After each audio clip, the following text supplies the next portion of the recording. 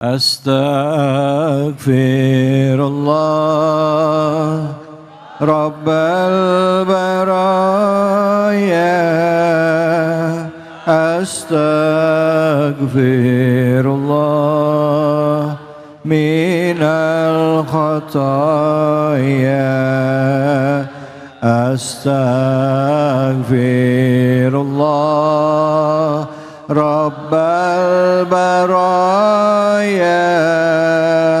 Astaghfirullah minal khataya. Assalamualaikum warahmatullahi wabarakatuh.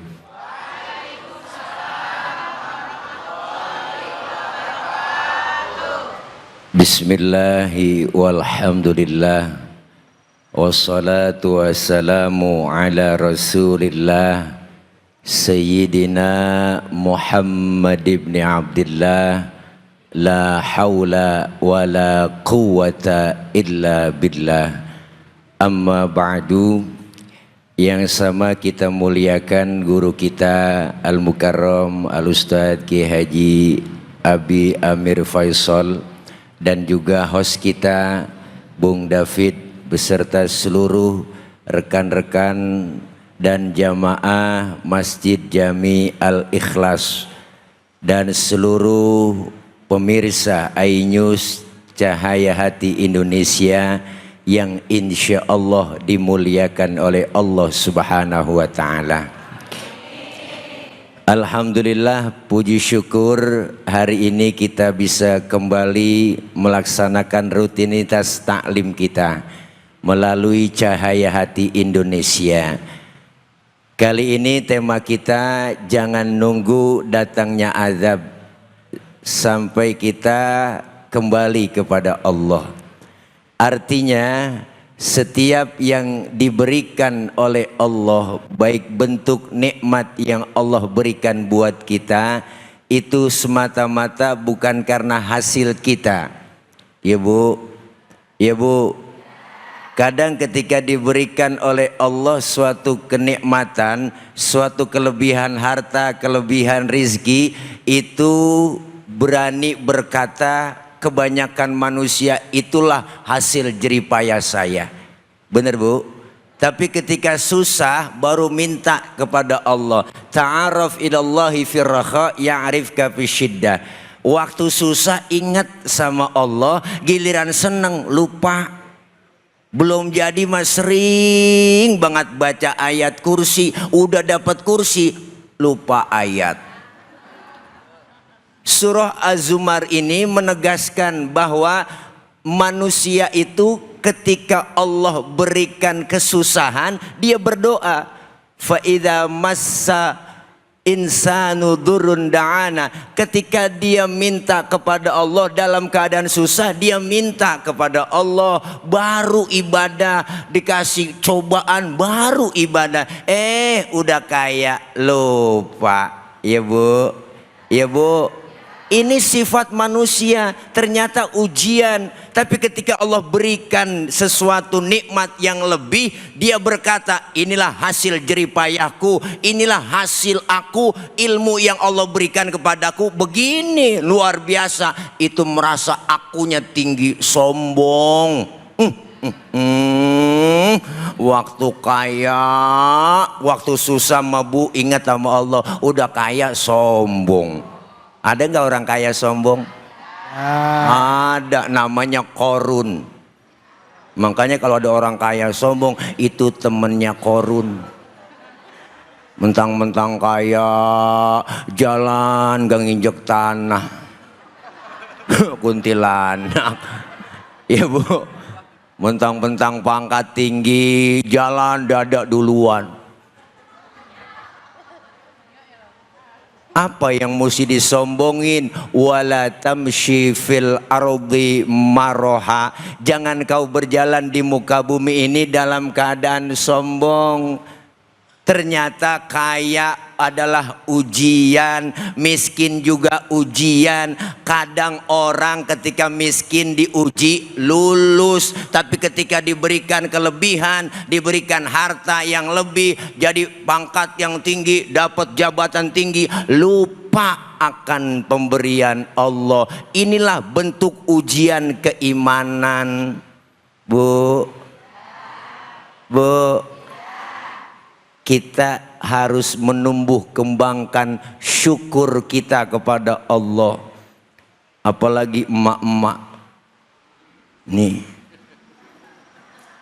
suami ngasih duit 100.000, alhamdulillah. Dikasih 1 juta, kencengan ini alhamdulillah. Iya Bu, ini kadang-kadang kagak, ya Allah, suami diomelin dasar laki goblok lu bang. Orang mah kerja di pabrik nyolong-nyolong apaan kek. Wah. Ada bini yang model begitu. Bukan di sini, di luar negeri. Luarnya lagi. Syukur itu menumbuh kembangkan semangat kita buat ibadah. Ternyata apa yang Allah berikan buat kita itu jelas murni semata-mata dari Allah. Hanya Allah yang memberikan kita. Berapa banyak kita minta kepada Allah, tapi kalau Allah belum kasih, sabar. Ya kan? Ya kan? Ini kadang-kadang enggak dikasih, ngeluh, Allah salahin. Salah nih Allah. Kayaknya malaikat salah ngasih nih. Tetangga kayaknya enggak pernah ibadah, itu kita lihatin sholatnya enggak, ngaji enggak, tapi rezekinya lancar aja. Lah gue tiap hari sembahyang sunnah duha, tiap hari minta sama Allah, ya Allah, suami saya lagi berangkat ngojek, kalau rezekinya masih di atas langit turunin ngapa, kalau mesti di bawah bumi keluarin ngapa, kalau masih ada yang jauh deketin ngapa, kalau masih dikit banyakin ngapa, kalau masih ada yang haram halalin ngapa. Boleh doa ada ngapahnya. Allah belum rencana ngasih tuh, bener Bu. Tapi kadang-kadang Allah ngasih rizki dengan gaji kan beda. Kadang kita berpikir rezeki itu kan cuma duit doang. Tapi ibu, gaji, rezeki beda. Kalau gaji udah ketahuan tanggalnya kapan ya Bu, jumlahnya berapa udah ketahuan. Tapi rezeki Allah lebih luas. Ternyata ujian buat kita. Tahu sendiri kalau gaji rata-rata kita nih ya kan 2,4. Tanggal 2 gajian, tanggal 4, biasanya begitu. Hai dede. Tapi rizki Allah yang enggak sangka-sangka buat kita. Wa may yattaqillah yaj'al lahu makhraja. Ketika kita bertakwa kepada Allah, Allah kasih jalan keluar. Wa yarzuqhu min haitsu la yahtasib. Allah kasih rizki yang datangnya enggak disangka-sangka. Dengan kita kumpul begini, rezeki kita enggak sangka-sangka. Coba kalau enggak datang ke Masjid Al-Ikhlas, enggak dapat aqua. Ya Bu, iya dapat Ustadz. Lah iya, cuman kalau di luar kan beli. Beda. Nih rezeki yang nggak kita sangka-sangka, terpulang kita dikasih besek. Amin. Satu orang kebuli. Wah, elah 2 karung banyak. Artinya apa? Allah sudah kasih contoh tuh. Ketika dia diberikan nikmat oleh Allah dalam surah Az-Zumar ini ayat 49, itu mengaku bahwa inilah aku, inilah hasil aku. Berapa banyak sejarah membuktikan Bang, ada sahabat namanya Tha'labah, ya kan? Zaman dulu itu beliau masih miskin, ya Allah sholatnya rajin, ibadahnya rajin, bener Bu? Kadang Nabi nyariin ketika di masjid nggak ada Tha'labah, ditegur kenapa nggak ikut sholat jamaah. Saya ini punya baju cuman 1, sarung cuman 1, maka saya sholat gantian dengan istri saya di rumah. Saya minta doa dah ya Rasul, supaya nanti saya kalau dapat rezeki saya beli sarung, bini bisa pakai sarung, saya bisa pakai sarung. Ya didoain sama Nabi. Begitu selalu telat ibadah. Ternyata ibu Allah kasih hadiah kambing. Salabah, urusin ini kambing, insya Allah berkembang biak. Akhirnya itu kambing dari 1 sampai 2, ada yang jadi banyak beranak setahun 2 kali, brol banyak bu. Salabah lupa, akhirnya ibadah dia lupa. Ditegur, mana Salabah? Ternyata repot ngurusin kambingnya ibu, karena banyak tuh ternaknya semuanya, sampai lupa ibadah, akhirnya merasa sombong. Inilah hasil aku, bukan hasil Allah. Kebanyakan manusia seperti itu. Belum jadi doang kita dirayu-rayu, ya kan. Tenang aja Pak, kalau saya jadi pokoknya jalanan rata semua. Rata sama air, banjir mulu di mana-mana. Belum jadi mah datang dirayu-rayu, masuk ke gang-gang, bahkan masuk ke gorong-gorong. Ya kan. Iyalah, udah jadi mah lupa ya bu.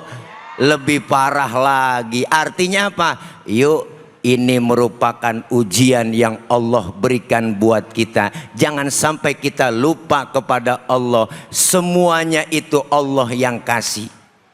Ternyata kesusahan adalah ujian iman buat kita. Ternyata kekayaan, kelebihan adalah juga ujian buat kita. Jangan sampai kita terlena dengan ujian yang Allah berikan. Nggak semuanya Allah kasih kaya bu.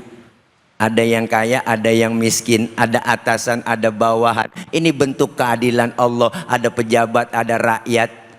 Memang sudah diatur dalam hidup ini semua berbeda.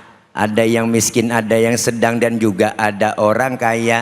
Agar satu sama lain bisa saling memerlukan, agar roda kehidupan bisa berputar.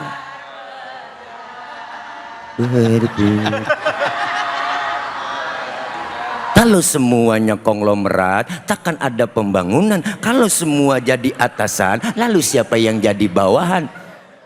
Ya kan. Buka YouTube makanya. Ini nggak punya paketan sih. Namanya paceng, paketan goceng, muter aja. Mudah-mudahan kita semua merasakan bagaimana keadilan Allah.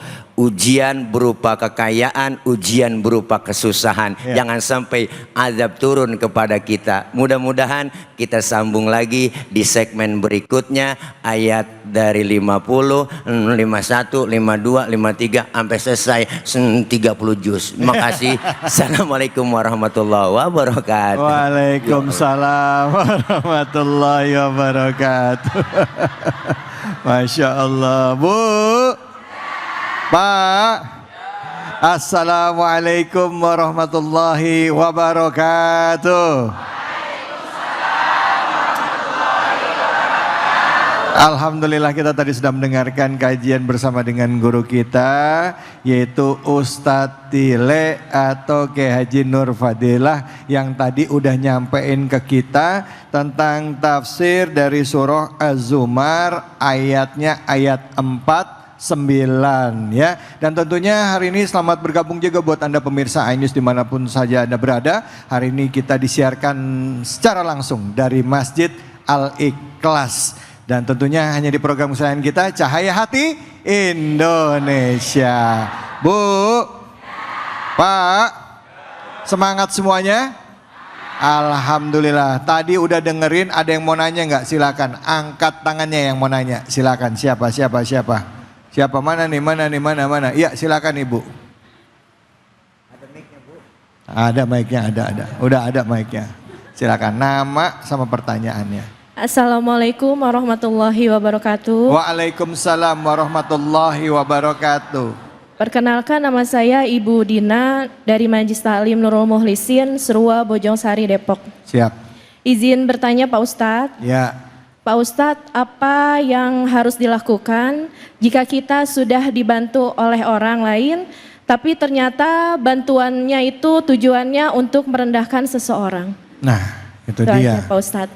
Dari Baik. saya, wassalamualaikum warahmatullahi wabarakatuh. Waalaikumsalam warahmatullahi wabarakatuh. Silakan Ustadz, Fadl. Iya Ibu Dina, pertanyaannya bagaimana kalau orang memberikan bantuan terus melecehkan, meremehkan kita. Tujuannya itu kan biasanya kebanyakan begitu, hanya ngasih secara ngikutin konten aja ya Bu, supaya naik ratingnya, viewernya banyak orang memberikan sesuatu, bantuan berupa sedekah, bagi duit di jalan, kadang dibikin kamera, dimasukin vlog, akhirnya dibuat konten. Nah ini kan tujuannya kita nggak tahu, kembali lagi kepada tujuannya. Tapi kalau ketahuan jelas tujuannya meremehkan kita, menjatuhkan harga kita, bagaimana sikap kita? Sikap kita ya tolak. Kenapa? Karena nggak murni membantu secara ikhlas kepada kita.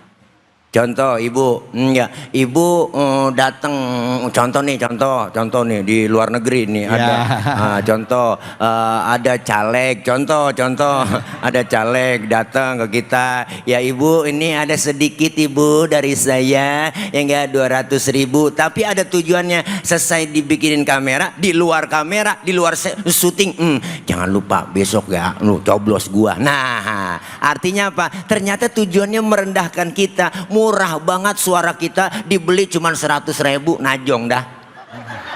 Ya bu.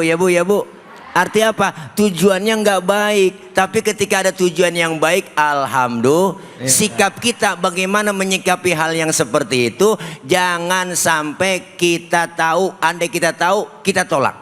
Bener bu? Tolak secara halus. Ini kepentingannya apa? Ada kepentingan pribadi, orientasinya apa, dan apa juga tujuannya seperti itu. Kok pakai ada kamera-kamera? Kan Rasulullah ngajarin, Islam ngajarin, ketika tangan kita kanan bersedekah, yang kiri nggak perlu ketahuan, ya bu? Ya, betul. Ya, tapi ada lagi, Ustadz, kenapa sih sekarang sedekah ngasih bantuan harus diposting? Kembali lagi niatnya. Apa niatnya? Kalau niatnya untuk memberikan semangat buat orang lain, silahkan. Maka sedekah itu memberikan itu dengan cara yang rahasia dan terang-terangan. Boleh, tergantung kembali ke niatnya. Andaikan saja niatnya baik, insya Allah akan kembali kebaikan buat kita. Tapi niatnya untuk menjelekkan kita, merendahkan kita, kita mesti nggak terima. Kenapa? Karena tujuannya nggak baik. Itu barangkali Bu Dina. Jadi dengan kita tolak, kalau kita tahu loh, kita tahu tujuannya ini merendahkan kita. Jadi sikap kita jangan mau dan terima. Masih banyak yang lain ya Bu, yang memberikan kita yang secara ikhlas. Itu barangkali Ibu Dina salamin sama Ibu Dani yang lain ya. Makasih banyak Ustadz. Jadi Bu, ya kalau kayak gitu ini tergantung sama kita yang memberikan. Ya kalau dia yang memberikan, ya kalau dia memberikan niatnya ikhlas lillahi ta'ala, dapat pahala. Tapi kalau misalnya dia nggak ikhlas, niatnya pengen merendahkan, nggak dapat apa-apa ya Kiai ya nggak dapat apa-apa, malah dia dapat teguran dari Allah. Nah tapi Ustadz, pertanyaan saya, kalau misalnya kayak lembaga amil zakat Ustadz, ya lembaga amil zakat atau misalnya lembaga sosial, kan kalau habis bantu kan mau nggak mau harus difoto sebagai laporan pertanggungjawaban, ya boleh nggak kayak gitu Ustadz? Nah ini tadi saya bahas dengan konten seperti itu Bu. Kembali kepada niatnya lagi. Ada dari Badan Amil Zakat, Infak dan Sodako. Wah, itu kan diberikan harus jelas. Kenapa? Karena itu berupa lembaga. Kenapa? Karena harus transparansi. Anggaran yang masuk, donatur yang masuk, yang ngasih donasi semuanya perlu disampaikan yang namanya pemasukan dan pengeluarannya agar transparansi. Sekarang ini zamannya zaman transparan ya Bu. Ya Bu, sampai baju pada transparan. Ya Allah.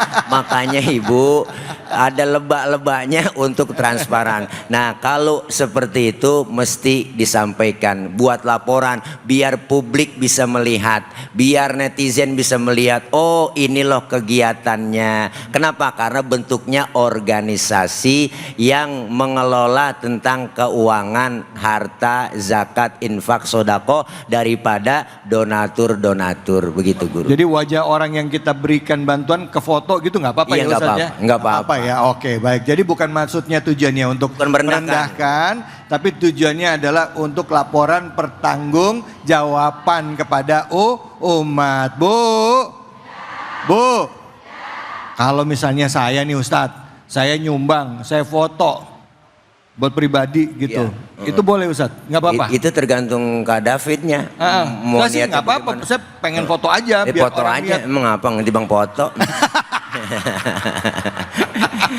Jadi ya, emang sekarang Bu zamannya memang begitu, udah zamannya ya Bu. Iya. Kita ngikutin zaman tetapi agama memberikan aturan semua innamal a'malu binniyat. wa innamal likulli imri'im ma nawa. Sesuatu itu dasar dengan niat dan itu kita tahu apa yang kita niatkan. Niat untuk berbuat baik, Ya. insya Allah dinilai baik. Amin. Tapi kalau niatnya kita nggak tahu kan niat, makanya manusia seseorang nggak bisa menjustifikasi menilai seseorang. Wah, lu nggak bener lu umroh pakai dibikin video lagi kita tawaf di Ka'bah. Apa maksudnya itu ya Bu? Ya Bu.